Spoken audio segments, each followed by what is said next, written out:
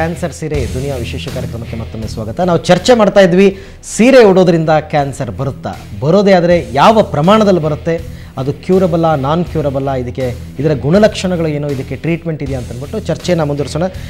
Doctor, ನೀವು ಅವಾಗಲೇ ಹೇಳ್ತಾ ಇದ್ರಿ ಕ್ಯಾನ್ಸರ್ನ ಎರಡು ರೀತಿಯಲ್ಲಿ ನಾವು ಡಿಫ್ರೆನ್ಷಿಯೇಟ್ ಮಾಡ್ಬೋದು. One is induced, genetic, another one is environmental ಅಂತ. ಈಗ ಈ ಕ್ಯಾನ್ಸರ್ ಸೀರೆ ಅಂತಕ್ಕಂಥದ್ದು ಸೀರೆ ಕ್ಯಾನ್ಸರ್ ಏನು ಬರ್ತಕ್ಕ, ಇದನ್ನ ಯಾವ ಕ್ಯಾಟಗರಿಗೆ ಸೇರಿಸ್ತೀರಾ ನೀವು? ಹಾಗಾದ್ರೆ ಇದು ಇಂಡ್ಯೂಸ್ಡ್ ಕ್ಯಾನ್ಸರ್ ಅಂತ ನಾವು ಹೇಳ್ತೀವಿ. ದಟ್ ಇಸ್ ಎನ್ವಿರಾನ್ಮೆಂಟಲ್ ಕ್ಯಾನ್ಸರ್, ಯಾಕಂದ್ರೆ ವಿ ನೋ ದ ರೀಸನ್. ಹೌದು, ಇದಕ್ಕೆ ಗೊತ್ತು ನಮಗೆ, ಇರಿಟೇಷನ್ ಆಗುತ್ತೆ ಅಂಡ್ ಇದರಿಂದ ಸ್ಕಿನ್ ಚೇಂಜಸ್ ಆಗುತ್ತೆ. ಸ್ಕಿನ್ ಚೇಂಜಸ್ ಆಗ್ತಾನೆ ಇದೆ, ತುಂಬಾ ಟೈಮಲ್ಲಿ ಕ್ಯಾನ್ಸರ್ ಆಗ್ಬೋದು ಅಂತ ನನ್ಗೆ ಗೊತ್ತು. ನಾ ಹೇಳಿದ್ರೆ ಇದಕ್ಕಿಂತ ಮುಂಚೆ ಕಾಂಗಡಿ ಕ್ಯಾನ್ಸರ್ ಅಂತ ಆ ಥರ ಕ್ರಾನಿಕ್ ಇರಿಟೇಷನ್. ಈ ಎನ್ವಿರಾನ್ಮೆಂಟಲ್ ಕ್ಯಾನ್ಸರ್ಸ್ ನಲ್ಲಿ ಯಾವ ಟೈಪ್ ಬರುತ್ತೆ? ಇದರಲ್ಲಿ ಬೇರೆ ಟೈಪ್ಸ್ ಕಾಂಗಡಿ ಕ್ಯಾನ್ಸರ್ ಬರುತ್ತೆ, ಸ್ಮೋಕಿಂಗ್ ಬರುತ್ತೆ. Most important smoking leads to lung cancer. Smoking ಇಂದ lung cancers and tobacco, gutka, chewing leads to oral cancers and buccal cancers and tongue cancers. So that is very important. Ide direct cause and effect namge gottu. And tobacco chewing andre cheek cancer agutte anta namge gottu. Direct cause and effect ide anta. Okay. Inno genetic cancers yavudu? Most other cancers ನಮಗೆ trace ಮಾಡೋಕ್ಕಾಗುತ್ತೆ genetic ಅಂತ. Like ನಮ್ಗೆ ಗೊತ್ತು, ನಮಗೆ breast cancer, blood cancer, blood cancer, breast cancer, ಬೋನ್ cancer, stomach cancers ಅಲ್ಲಿ strong genetic link ಇದೆ ಅಂತ ನಮಗೆ ಗೊತ್ತು. ಈಗ ಒಂದು ಇನ್ಸಿಡೆಂಟ್ ನನಗೆ ಜ್ಞಾಪಕ ಬರ್ತದೆ, ವೆರಿ ರೀಸೆಂಟ್ಲಿ. ಯಾವುದೋ ಒಂದು ಕರ್ನಾಟಕದ ಯಾವುದೋ ಒಂದು ಡಿಸ್ಟ್ರಿಕ್ಟ್ನಲ್ಲಿ ಒಬ್ಬ ಕ್ಯಾನ್ಸರ್ ಪೇಷಂಟನ್ನು ಹಾಸ್ಪಿಟ್ಲಿಗೆ ಕರ್ಕೊಂಡು ಹೋಗಿದ್ದಾರೆ. ಅವ್ರಿಗೆ ಗೊತ್ತಿಲ್ಲ ಪಾಪ ಕ್ಯಾನ್ಸರ್ ಯಾವ ಸ್ಟೇಜ್ನಲ್ಲಿದೆ ಅಂತ ಅವ್ರಿಗೆ ಗೊತ್ತಿಲ್ಲ. ಡಾಕ್ಟ್ರು ತಮ್ಮ ಎಫರ್ಟ್ ಎಲ್ಲ ಹಾಕಿದ್ದಾರೆ, ಬಟ್ ಅವನನ್ನು ಉಳಿಸ್ಕೊಳ್ಳೋದಕ್ಕಾಗಲಿಲ್ಲ. ಸೊ ಇಮಿಡಿಯೇಟಾಗಿ ಇವರ ಸಂಬಂಧಿಕರೆಲ್ಲ ಏನು ಮಾಡಿದ್ದಾರೆ, ಡಾಕ್ಟ್ರು ಸರಿಯಾಗಿ ಟ್ರೀಟ್ಮೆಂಟ್ ಕೊಡಲಿಲ್ಲ ಅನ್ನೋ ಕಾರಣಕ್ಕೋಸ್ಕರ ಹಾಸ್ಪಿಟ್ಲ್ ಮುಂದೆ ಸ್ಟ್ರೈಕ್ ಮಾಡಿ ಡಾಕ್ಟ್ರಿಗೆ ಹೊಡೆದು ಎಲ್ಲ ಮಾಡಿಬಿಟ್ಟಿದ್ದಾರೆ. ಅಂದರೆ ಈ ಕ್ಯಾನ್ಸರಿನ ಸ್ಟೇಜಸ್ ಅಂತ ಇದೆಯಲ್ಲ, ಇದು ಏನಿನ ಇಂಡಿಕೇಟ್ ಮಾಡುತ್ತೆ? ಸ್ಟೇಜ್ 1, ಸ್ಟೇಜ್ 2 ಅಂತ ನೀವು ಹೇಳ್ತಿಲ್ಲ, ಏನದು ಆ್ಯಕ್ಚುಲಿ? ಇದು ಎಲ್ಲಿಂದ ಎಷ್ಟು ಸ್ಪ್ರೆಡ್ ಆಗಿದೆ ಅಂತ ಗೊತ್ತಾಗುತ್ತೆ. ಸ್ಟೇಜ್ 1 to ಸ್ಟೇಜ್ 4 ಅಲ್ಲಿ. Stage 1 4 stage. ಹೌದು. ಸ್ಟೇಜ್ 1 ನಾರ್ಮಲಿ ಅಂದರೆ ಅದು ಒಂದೇ ಜಾಗದಲ್ಲಿದೆ. ಸ್ಟೇಜ್ 2 ಅಂದರೆ ಆ ಜಾಗ ಬಿಟ್ಬಿಟ್ಟು ಸ್ವಲ್ಪ ದೂರ ಹೋಗಿದೆ. ಸ್ಟೇಜ್ 3 ಅಂದರೆ ಆ ಪರ್ಟಿಕ್ಯುಲರ್ ಏರಿಯಾಲಿದೆ. ಸ್ಟೇಜ್ 4 ಅಂದರೆ ಸಪೋಸ್ ಲಂಗ್ ಕ್ಯಾನ್ಸರ್ ತೊಗೊಂಡ್ರೆ ಲಂಗ್ ಇಂದ ಪೂರ್ತಿ ಬಾಡಿಲಿ, ಬ್ರೈನ್ ಅಲ್ಲಿ, ಬೋನಲ್ಲಿ ಅಷ್ಟು ಜಾಗದಲ್ಲೂ ಸ್ಪ್ರೆಡ್ ಆಗೋಗಿದೆ ಅಂತ ಸ್ಟೇಜ್. ಈ ಸ್ಟೇಜ್ 1 ಇದೆಯಲ್ಲ, ಈ ಸ್ಟೇಜ್ 1 ಕ್ಯಾನ್ಸರ್ ನಮಗೆ ಗೊತ್ತಾಗಲ್ವಾ? ನಾರ್ಮಲಿ ಗೊತ್ತಾಗಲ್ಲ. ಅದಕ್ಕೋಸ್ಕರ ಇಟ್ ಈಸ್ ವೆರಿ ಇಂಪಾರ್ಟೆಂಟ್. ಅಂದರೆ prevention is better then cure ಅಂತ ನಾವು ಹೇಳ್ತೀವಿ. ಅದಕ್ಕೆ ಸೀರಿಯಲಿ ನಾವು ಟೆಸ್ಟ್ ಮಾಡ್ತಾ ಇದ್ರೆ ಅರ್ಲಿ ಡಿಟೆಕ್ಷನ್ ಆಗುತ್ತೆ, ಗೊತ್ತಾಗುತ್ತೆ. ನಾರ್ಮಲ್ ಆಗಿ ಈಗ ಸಪೋಸ್ ನಮ್ಗೆ ಕೋಲ್ಡ್ ಆಯ್ತು ಅಂದ್ರೆ ಗೊತ್ತಾಗುತ್ತೆ, ಫೀವರ್ ಬಂತು ಅಂದ್ರೆ ಗೊತ್ತಾಗುತ್ತೆ, ಹೀಟ್ ಆಯ್ತು ಅಂದ್ರೆ ಗೊತ್ತಾಗುತ್ತೆ. ಈ ಸ್ಟೇಜ್ 1 ಕ್ಯಾನ್ಸರ್ ನಾರ್ಮಲಿ ನಮ್ಮ ಬಾಡಿನಲ್ಲಿ ಏನೋ ಅದು ನಮಗೆ ಗೊತ್ತಾಗಲ್ಲ. ಹಾಗಾದ್ರೆ ನಾರ್ಮಲಿ ಇದು ಗೊತ್ತಾಗಲ್ಲ. ದಟ್ ಈಸ್ ವೈ ನಾವು ಹೇಳ್ತೀವಿ ಅದಕ್ಕೆ ಅದನ್ನ ಕ್ಯಾನ್ಸರ್ ಅನ್ನೋದು. ಅದಕ್ಕೆ ಹೌದು, ನಾವು ಹೇಳ್ತೀವಿ ಸೈಲೆಂಟ್ ಕಿಲ್ಲರ್ ಅಂತ ಹೇಳ್ತೀವಿ. ಅದು ಗೊತ್ತಾಗಲ್ಲ. ಸ್ಟೇಜ್ 2 ಹೋದಾಗ ಗೊತ್ತಾಗುತ್ತಾ? ಬೇಕಾದಷ್ಟು ಕ್ಯಾನ್ಸರ್ ಸ್ಟೇಜ್ 2 ಗೊತ್ತಾಗಲ್ಲ, ಸ್ಟೇಜ್ 3 ಗೊತ್ತಾಗುತ್ತೆ. ಅದು ಸಮಟೈಮ್ಸ್ ನಾವು ಲೈಕ್ ಬ್ರೆಸ್ಟ್ ಕ್ಯಾನ್ಸರ್ಲಿ ಸ್ಟೇಜ್ 1 ಅಲ್ಲಿ ಗೊತ್ತಾಗುತ್ತೆ. ನಾವು ಮ್ಯಾಮೋಗ್ರಾಮ್, ಸೀರಿಯಲ್ ಮ್ಯಾಮೋಗ್ರಾಮ್ ಮಾಡಿದ್ರೆ ಗೊತ್ತಾಗುತ್ತೆ. ಬಯಾಪ್ಸಿ ಮಾಡ್ತಾರಲ್ವ, ಅದಕ್ಕೆ ಫಸ್ಟ್ ನಮ್ಗೆ ಗೊತ್ತಾಗುತ್ತೆ ಲಂಪ್ ಎದ್ದಿರೆ. ಮ್ಯಾಮೋಗ್ರಾಮಲ್ಲಿ ಲಂಪ್ ಕಾಣಿಸುತ್ತೆ. ಅದರಲ್ಲಿ ಬಯಾಪ್ಸಿ, ಫೈನ್ ನೀಡಲ್ ಬಯಾಪ್ಸಿ ಮಾಡಿದ್ರೆ ಸ್ಮಾಲ್ ಇಂಜೆಕ್ಷನ್ ಅದು ಕೊಟ್ಟರೆ ಬಯಾಪ್ಸಿ ಸೆಲ್ ಕಾಣಿಸುತ್ತೆ. ಆ ಸೆಲ್ ನೋಡಿದ್ರೆ ಗೊತ್ತಾಗುತ್ತೆ ಮ್ಯಾಲಿಗ್ನೆನ್ಸಿ ಇದೆ ಅಂತ, ಕ್ಯಾನ್ಸರ್ ಇದೆ ಅಂತ ಗೊತ್ತಾಗುತ್ತೆ.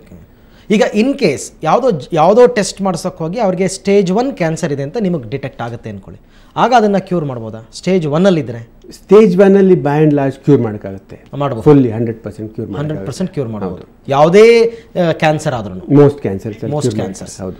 ಸ್ಟೇಜ್ 2, ಸ್ಟೇಜ್ 3 ನಲ್ಲಿ ಬಂದರೆ ಸ್ವಲ್ಪ ಕಷ್ಟ ಆಗುತ್ತೆ. ಹೌದು. ಸ್ಟೇಜ್ 1, ಸ್ಟೇಜ್ 2 ಅಲ್ಲಿ ಕ್ಯೂರ್ ಮಾಡೋದು ತುಂಬ chances very high. Stage 3, stage 4 ಅಲ್ಲಿ ತುಂಬ ಡಿಫಿಕಲ್ಟ್ ಆಗುತ್ತೆ. ಓಕೆ, ಎಷ್ಟೋ ಕೇಸ್ಗಳು ನಾನು ಕೇಳಿದ್ದೀನಿ, ಜನಗಳಿಗೆ ಗೊತ್ತೇ ಆಗಿರಲ್ಲ, 4th ಸ್ಟೇಜಲ್ಲಿ ಇದ್ದಾಗ ಕರ್ಕೊಂಡು ಬರ್ತಾರಂತೆ, ಸರ್ವೈವ್ ಮಾಡೋದಕ್ಕೆ ಆಗೋದೇ ಇಲ್ಲ ಅಂತಕ್ಕಂಥದ್ದು. ಡಾಕ್ಟ್ರು ಕೂಡ ಅವಾಗ ಹೆಲ್ಪ್ಲೆಸ್ ಆಗಿರ್ತಾರೆ. ಹೌದು, ಬರ್ತೀವಿ ಪೇಷಂಟ್ಸ್ ಸಮಟೈಮ್ಸ್ ಬರ್ತಾರೆ, ಹೀಗೆ ಲಾಸ್ಟ್ ಸ್ಟೇಜಲ್ಲಿ ಬರ್ತಾರೆ. ಬಿಕಾಸ್ ಅದೇನು ಸಿಂಪ್ಟಮ್ಸೇ ಇಲ್ಲ ಅವ್ರಿಗೆ.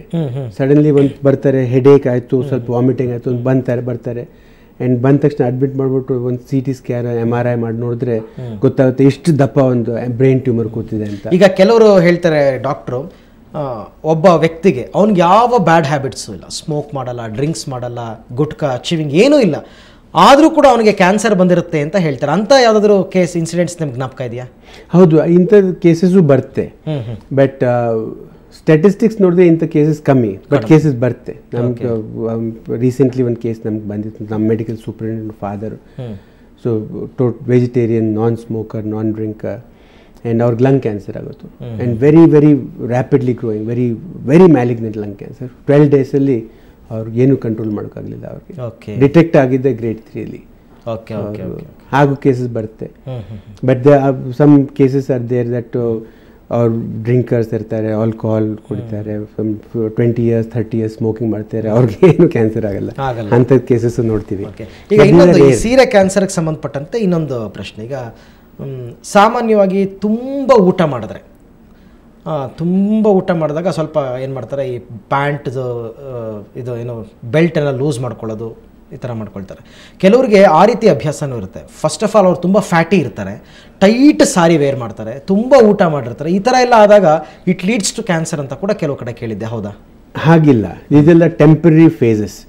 ಇದು ಟೈಟ್ನೆಸ್, ಲೂಸ್ನೆಸ್ ದಿನದಲ್ಲಿ ಮೇಲ್ಗಡೆ ಕೆಳಗಡೆ ಆದರೆ ಇದರಿಂದ ಜಾಸ್ತಿ ಏನು ಪ್ರಾಬ್ಲಮ್ ಆಗಲ್ಲ. ಓಕೆ, ಈಗ ನಾವು ಈ ಕಾರ್ಯಕ್ರಮದಲ್ಲಿ ಕ್ಯಾನ್ಸರ್ ಸೀರೆ ಅಂತ ಏನೋ ಒಂದು ಪ್ರೋಗ್ರಾಮನ್ನು ಮಾಡಿದ್ವಿ. ಈಗ ಜನರು ಕೂಡ ಅದರಲ್ಲೂ ಪರ್ಟಿಕ್ಯುಲರ್ ಆಗಿ ಈ ಟೈಮ್ನಲ್ಲಿ ಮಹಿಳೆಯರು ಎಲ್ಲರೂ ನೋಡ್ತಾ ಇರ್ತಾರೆ, ಏನಪ್ಪ ಇದು ಸೀರೆ ಉಟ್ಕೊಂಡ್ಬಿಟ್ರೆ ನಮಗೆ ಕ್ಯಾನ್ಸರ್ ಬಂದ್ಬಿಡುತ್ತಾ, ಹಾಗಾದರೆ ಸೀರೆನೇ ಉಡೋದು ಬೇಡವಾ ಅಂತಂದ್ಬಿಟ್ಟು. ಸೊ ಅವ್ರಿಗೆಲ್ಲ ಒಂದು ಇದನ್ನು ನೀವು ಒಂದು ಜಾಗೃತಿಯನ್ನು ಮೂಡಿಸ್ಬೇಕಾಗುತ್ತೆ, ಒಂದು ಇದನ್ನು ಕೊಡಬೇಕಾಗುತ್ತೆ, ಅವೇರ್ನೆಸ್ ಕ್ರಿಯೇಟ್ ಮಾಡಬೇಕು. ಸೊ ಏನು ಹೇಳ್ತೀರಾ ಅವ್ರಿಗೆಲ್ಲ ಇವಾಗ ಇನ್ ಜನರಲ್ ಸೀರೆ ಉಟ್ಕೊಂಡ್ರೆ ಕ್ಯಾನ್ಸರ್ ಆಗೋ ಚಾನ್ಸಸ್ಸು ತುಂಬ ಮಿನಿಮಲ್. ಕ್ಯಾನ್ಸರ್ ಆಗೋಕ್ಕೆ 1 odd ಕೇಸ್ 50 ಕೋಟಿಲಿ ಒಂದ್ಸತಿ ಆದರೆ ಅದೇ ನನ್ಗೆ ಅನ್ಸುತ್ತೆ ಇದು ನಾವು ಏನು ಇಂಪಾರ್ಟೆನ್ಸ್ ಕೊಡೋದು ಬೇಡ. ಇದು ಸುಮ್ಮನೆ ಇಂಟ್ರೆಸ್ಟಲ್ಲಿ ಒಂದು ಇಂಟ್ರೆಸ್ಟಿಂಗ್ ಫ್ಯಾಕ್ಟರ್ ನಮ್ಗೆ ಕಾಣಿಸಿದೆ ಹಾಗೆ. ಸೊ ಅದಕ್ಕೆ ನಮ್ಗೇನು ಇಂಪಾರ್ಟೆನ್ಸ್ ಕೊಡ್ಕೊಡೋದು. ಈಗ 2005 ಈಚೆಗೆ 3 ಕೇಸ್ ಡಿಟೆಕ್ಟ್ ಆಗಿದೆ.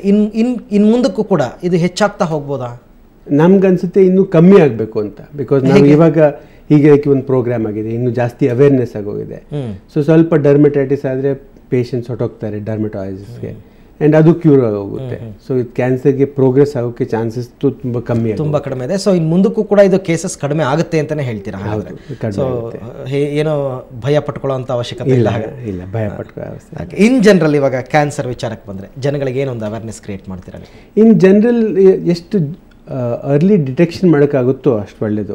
ಇಯರ್ಲಿ ಟೆಸ್ಟ್ ಮಾಡಿದ್ರೆ ನಾವು ಲೇಡೀಸ್ಗೋಸ್ಕರ ಪ್ಯಾಪ್ ಸ್ಮಿಯರ್ ಅಂತ ಹೇಳ್ತೀವಿ, cervical smear, mammogram and full blood test for tumour markers ಮಾಡಿದ್ರೆ ಅದು ಅರ್ಲಿ ಡಿಟೆಕ್ಟ್ ಮಾಡೋಕ್ಕಾಗುತ್ತೆ. ಅರ್ಲಿ ಡಿಟೆಕ್ಟ್ ಮಾಡಿದ್ರೆ ಕ್ಯೂರ್ ಮಾಡೋಕ್ಕಾಗುತ್ತೆ.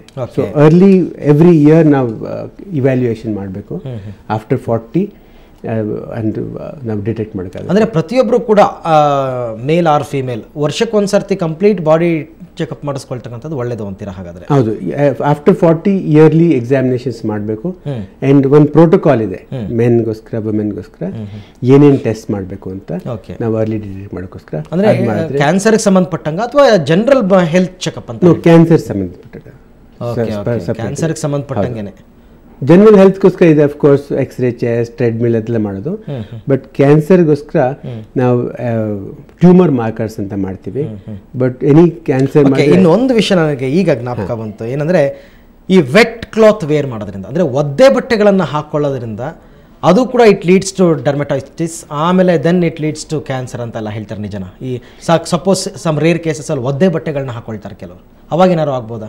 ಇಲ್ಲ, ಅದರಿಂದ ಕ್ಯಾನ್ಸರ್ ಏನೂ ಆಗಲ್ಲ. ಬಟ್ ನಾರ್ಮಲಿ ಅದು ಸೀರೆದು ನಾವು ನಾಡಿ ಕಟ್ಕೋತೀವಲ್ಲ, ಅದು ಸಮ್ಮರಲ್ಲಿ ಸ್ವೆಟ್ಟಿಂಗ್ ಆದರೆ only that one area wet ಆಗೋಗುತ್ತೆ, ಅದರಿಂದ ಸ್ವಲ್ಪ ಸ್ಕ್ರಾಚಿಂಗ್ ಆಗುತ್ತೆ ಅಷ್ಟೇ. ಪೂರ್ತಿ ಥರ ಎಲ್ಲ ಓಕೆ ಡಾಕ್ಟ್ರೇ, ಸಾಕಷ್ಟು ವಿಚಾರಗಳು ತಿಳಿಸ್ಕೊಟ್ಟಿದ್ದೀರಾ. ಸುವರ್ಣ ನ್ಯೂಸ್ ಪರವಾಗಿ ಧನ್ಯವಾದ ತಮಗೆ. Thank you. ಸೊ ವೀಕ್ಷಕರೇ, ಒಂದು ಕಾರ್ಯಕ್ರಮ ಯಾಕೆಂತಂದರೆ ಹಲವಾರು ಮಾಧ್ಯಮಗಳಲ್ಲಿ, ಪತ್ರಿಕೆಗಳಲ್ಲಿ ಇಂಥ ವಿಚಾರಗಳು ಬರ್ತಾ ಇತ್ತು. ಏನಂತಂದರೆ ಸೀರೆ ಉಡೋದ್ರಿಂದ ಕ್ಯಾನ್ಸರ್ ಆಗುತ್ತೆ ಅಂತ ಅಂದ್ಬಿಟ್ಟು. ಸೊ ಅದಕ್ಕೋಸ್ಕರನೇ ಈ ವಿಚಾರವನ್ನು ನಾವು ಇವತ್ತು ಎತ್ಕೊಂಡಿದ್ದು. ಬಹಳ ಭಯ ಪಟ್ಕೊಳ್ಳೋಂತಹ ಅವಶ್ಯಕತೆ ಇಲ್ಲ. ತುಂಬ ವಿರಳವಾದ ಕೇಸಸ್ಗಳು ಮಾತ್ರ, ಇದುವರೆಗೆ 3 ಕೇಸಸ್ ಮಾತ್ರ ಇಂಡಿಯಾದಲ್ಲಿ ರಿಜಿಸ್ಟರ್ ಆಗಿರ್ತಕ್ಕಂಥದ್ದು. ಹಾಗಾಗಿ ಕೆಲವು ಜಾಗೃತಿ ವಿಚಾರಗಳನ್ನ ಮಾತ್ರ ನಿಮ್ಮ ಗಮನಕ್ಕೆ ತರ್ತಕ್ಕಂಥ ವಿಷಯ. ಒಂದು ವೇಳೆ ನಿಮಗೆ ಅಲ್ಲಿ ಇರ್ಚಿಂಗ್ ಆದರೆ ಅದಕ್ಕೆ ಆದಷ್ಟು ಬೇಗ ಟ್ರೀಟ್ಮೆಂಟನ್ನು ತಗೊಳ್ತಕ್ಕಂಥದ್ದು, ಆ ಒಂದು ವಿಷಯವನ್ನು ನಿಮಗೆ ತಿಳಿಸ್ಕೊಡ್ಬೇಕು ಅನ್ನೋ ಕಾರಣಕ್ಕೋಸ್ಕರನೇ ನಮ್ಮ ಕಾರ್ಯಕ್ರಮ ನಾವು ಕೊಟ್ಟಿದ್ದು. ಹಾಗಾಗಿ ತುಂಬ ತಲೆ ಕೆಡಿಸ್ಕೊಳ್ಳೋಕೆ ಹೋಗೋದು ಬೇಡ. ಯಾಕೆಂದರೆ ಸೀರೆಯೇ ನೀರಿಯರಿಗೆ ಭೂಷಣ ಅಂತ ನಾನು ಬಿಗಿನಿಂಗೆಲ್ಲ ಹೇಳಿದ್ದೆ ಅಂತ ಹೇಳ್ತಾ ಇವತ್ತು ಕಾರ್ಯಕ್ರಮವನ್ನು ಮುಗಿಸ್ತಾ ಇದ್ದೀವಿ. ನಮಸ್ಕಾರ.